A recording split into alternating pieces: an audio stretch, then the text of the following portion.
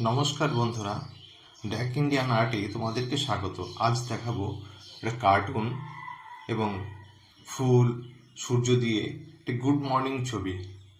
আশা করছি তোমাদের খুবই ভালো লাগবে।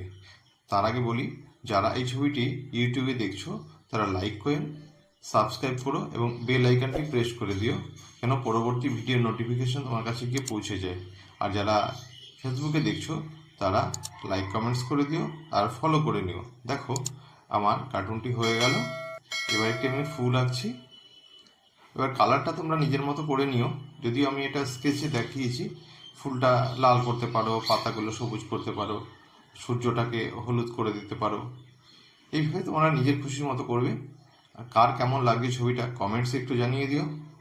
আর যার ছবিটা ভালো লাগবে সে একটা নিজে নিজে প্র্যাকটিস করবে।